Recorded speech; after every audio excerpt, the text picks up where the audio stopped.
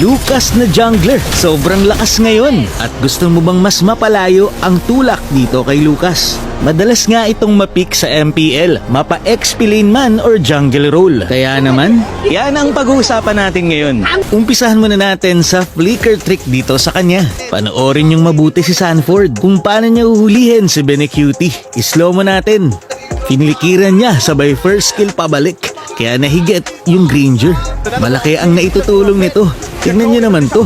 Dalawa pa yung natulak. Sobrang basic lang naman ito. Pero meron kayong pwedeng gawin kung gusto nyong mas mapalayo ang tulak ni Lucas. Ganito ang normal na tulak ni Lucas. Maikli lang.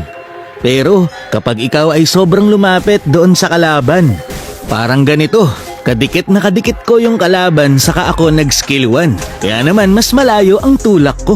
Kitang-kita naman ang diferensya. So magagawa mo lang ito kapag ikaw ay XP laner. Pero kung ito ay gagamitin mo sa jungle, ito ang mga tips. Number 1, reposition your enemy. Tignan nyo ng mabuti kung paano ko ginagamit ang aking skill 1 dito. Hindi ko basta-basta ito pinipindot. Minimake sure ko na kapag ginamit ko ito, may tutulak ko ang kalaban papunta sa aking mga kakampi.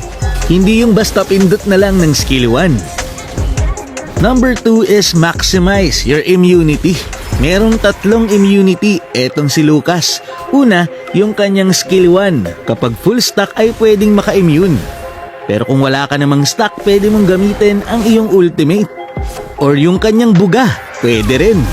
3 yung immunity niya, kaya sobrang solid ng hirong to. Kaya pwede siyang gawing jungle dahil sa dami ng kanyang immunity, mahirap siyang pigilang Rometri. Sobrang laking bagay ng kanyang immunity, lalo na kapag may mga Johnson na pwede mong i-bait lang ang ulti. Number 3, know your targets. Hindi ka dapat pindot lang ng pindot. Tignan mo din kung sinong inaatake mo. Unahin mo yung marksman or mage. Tignan nyo dito. Na-takedown ko na yung mage, kaya naman sinunod ko yung marksman. Mabilis lang kasing mati-takedown ni Lucas yung malalambot.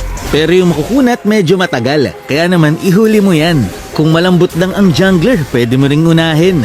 Basta yung XP lane at tank, huli mo nang atakihin. Tamang decision making lang at kayang-kaya mong ubusin ang kalaban. At syempre, dapat tama din ang iyong item set para ma-maximize mo ang paggamit dito. Umpisahan natin sa kanyang emblem. Kapag jungler, assassin yung emblem, Impure Rage, Season Hunter at Agility. Yung Impure Rage kasi gumagana yan sa Jungle Monster, Lord at Minions. Tapos samahan mo pa ng Season Hunter, kaya mas mapapalakas nito ang damage ng Impure Rage. In short, mas mapapabilis nito ang iyong pagpa-farm. Ito naman ang recommended item sa kanya. 2 damage item tapos pang cooldown at movement speed na. Kasi nga jungler ka kaya kailangan mo yan. Tignan nyo naman si Demon Kite dito. Winan hit si Super Prince. Tignan nyo na mabuti. Yung Eve. So nag-ulti na nga dito yung Eve tapos sumugod yung Lucas. Isang skill 1 lang. Tumba agad yung Eve. Ganun kasakit yung Lucas ngayon.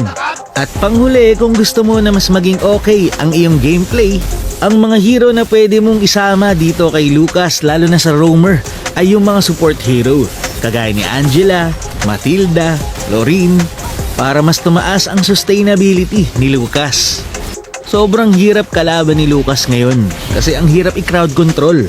Pero wag mong kakalimutan ang counter sa kanya na si Valentina.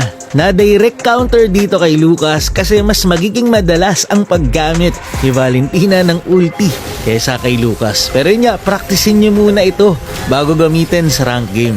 Yun lang muna for this video. Maraming salamat sa panonood and to God be the glory.